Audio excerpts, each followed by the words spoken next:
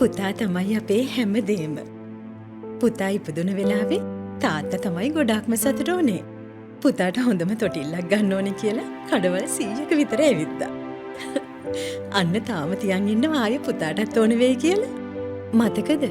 පුංචි කාලේ බයිසිකලයක් ඕනෙමයි කියලා ලොකු රණ්ඩුවක් හැල්ලුවා. ඒ දවස්වල බිස්නස් එච්චර හොඳ නැති වුණත් තාත්තා කොහොම හරි බයිසිකලයක් අරන් ආවා.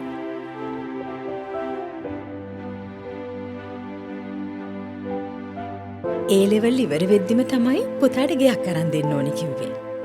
කැම්පස් යවන්න, වෙඩින් ගන්න සල්ලි ඉතුරු කරගන්න ඕනේ කියලා මං කියද්දී පොඩ ගෙවන් යන්න පුළුවන් කියලානේ ওই ගෙදර ගත්තේ.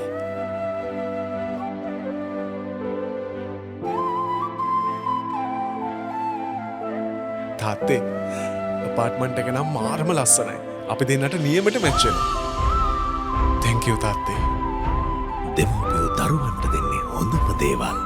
ඒ වගේ හොඳම දේවල් දෙන ප්‍රයිම් ගෲප් වෙතින් හඳුන්වා දෙන හොඳම ආයෝජන සැලසුම ප්‍රයිම් මැක්ස්.